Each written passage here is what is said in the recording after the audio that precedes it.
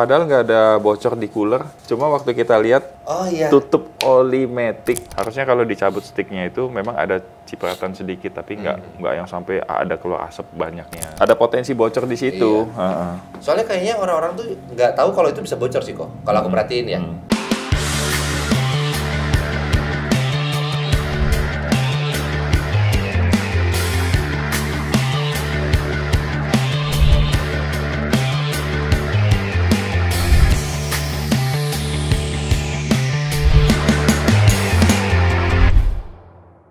Balik lagi di YouTube Domo Transmisi di Obsesi, obrolan seputar transmisi, episode 47.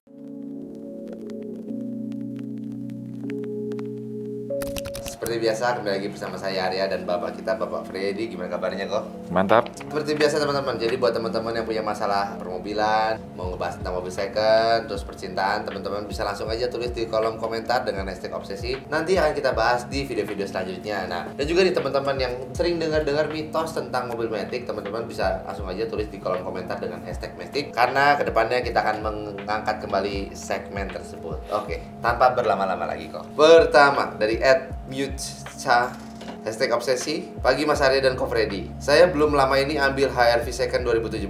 Saat ini kondisi transmisinya masih aman, tanpa delay, tanpa jeduk. Tapi saat lihat video Domo tentang banyak pasien HRV masuk, saya jadi kepikiran, kalau misal saya mau ganti belt CVT-nya supaya tenang dipakai, mending diganti sekarang atau nanti saat bermasalah delay atau jeduk aja. Boleh tolong diinfokan estimasi biaya dan ganti belt CVT dan overall untuk HRV. Makasih. Sebenarnya infonya kurang sedikit ya. Kalau ada kilometer lebih cakep lagi ya. Oh iya benar kan.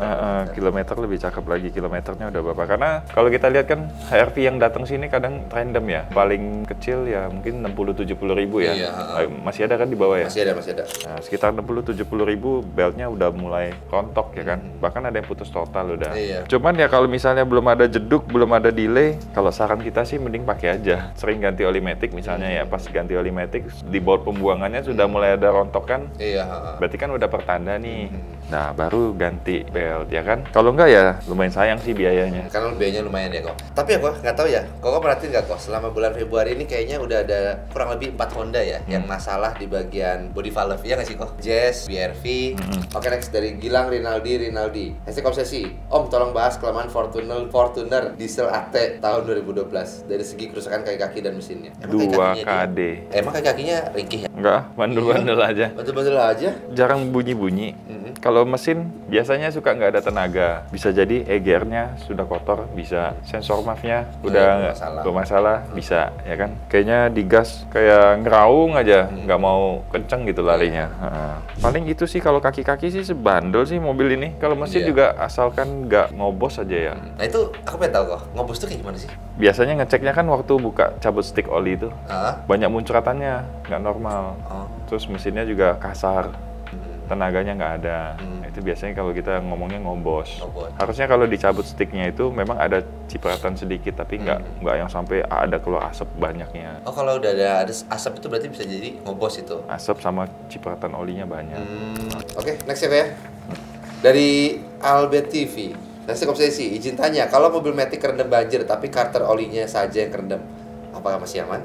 Kalau menurut gue sih masih aman kalau cuma di karter. Soalnya itu ketat itu. Belum lagi dia ada gasket. Kalaupun nggak ada gasket, di situ ada sealant. Patokannya kalau selama di karter itu nggak ada tetesan oli, berarti kan harusnya kedap dia. Berarti kalau cuma sampai sebatas karter sih aman. Nah kalau misalkan tingginya sama converter tuh sama gitu, bisa risiko itu baru ya? Iya. Itu nggak usah mobil manual, nggak usah mobil matic ya? Sebenarnya bahaya ya. CX-7 ganti TCM. TCM-nya kena air kan? Iya. Itu karena desain dari penempatan TCM-nya itu sendiri kan dia di bawah kan soalnya. Mobilnya sih tinggi ya, cuma kan penempatan elektrikalnya dia agak bawah. Ya paling itu sih bahayanya kalau banjir. Itu udah fix jadi oli kok ya? Udah fix jadi susu ya? Susu. Kalau masuk ke dalam transmisi jadi susu. Honda belum lama ini kita masuk, Mobilio. Matic-nya bunyi, begitu dibuka bak olinya, padahal nggak ada bocor di cooler. Cuma waktu kita lihat tutup oli matic nggak ada. Terus yang punya mobil juga habis detailing mobil. Berarti habis cuci engine dari area engine bay, dicuci, semprot, air masuk, tutupnya nggak ada. Tapi berarti kalau misalkan tadi kan kau bilang sempat ngecek cooler, ternyata coolernya nggak jebol. Berarti sebenarnya kalau mau mobil CVT mending coolernya diganti aja ya? Bisa diganti. Diganti jadi yang pakai dudukan baru gitu ya? Dudukan baru bagusnya. Ada potensi bocor di situ. Soalnya kayaknya orang-orang tuh nggak tahu kalau itu bisa bocor sih kok. Kalau aku perhatiin ya, orang-orang nggak tahu itu bisa bocor. Oke, next ya kok ya.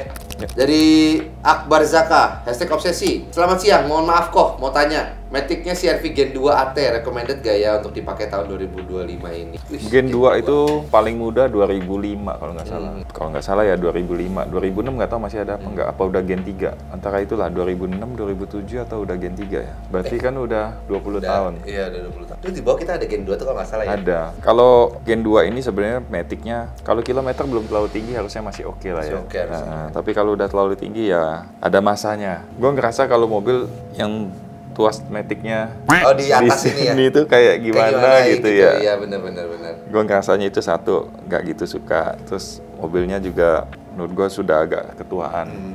Terus yang paling sebel bunyi-bunyi kalau udah CR-V itu di dalam tuh udah bunyi-bunyi, banyak bunyi-bunyi. Panel-panel plastiknya tuh rata-rata udah bunyi-bunyi. Cuma kalau memang dapat masih barang grass ya nggak apa-apa.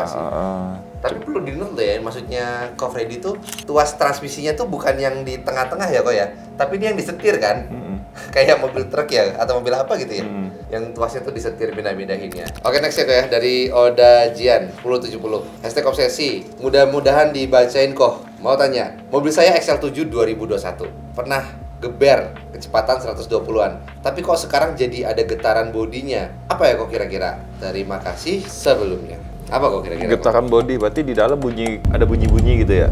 Bisa jadi sih, mungkin bisa jadi maksudnya itu.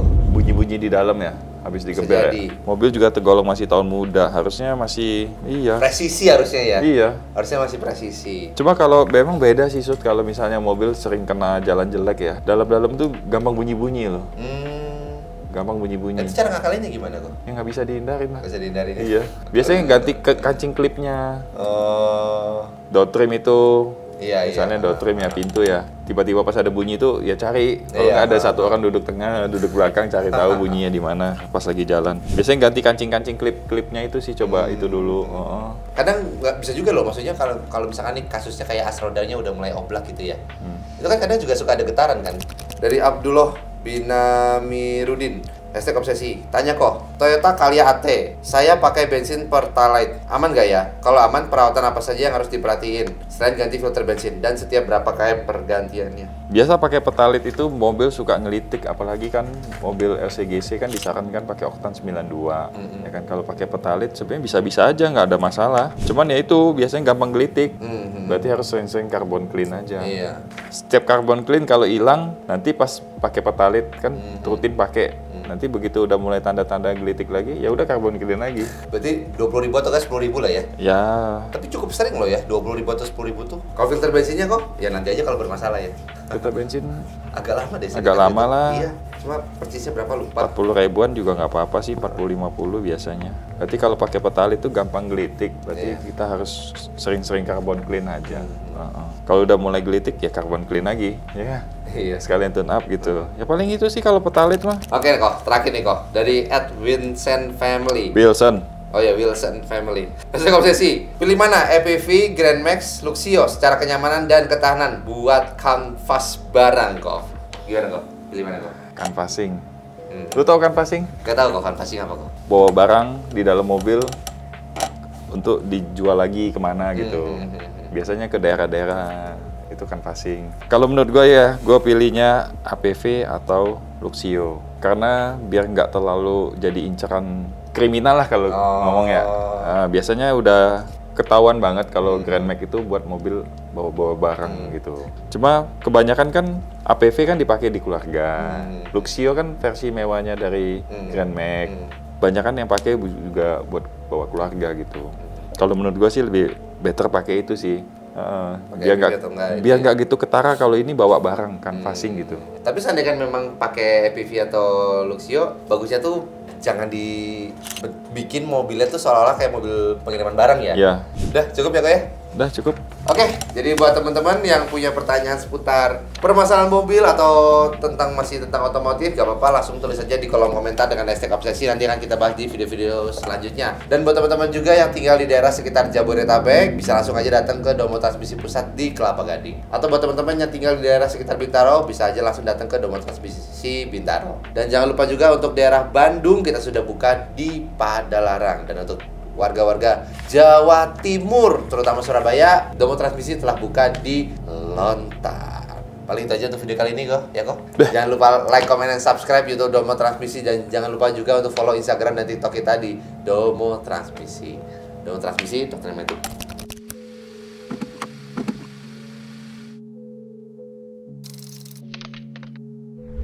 Domo Transmisi, dokternya Metik.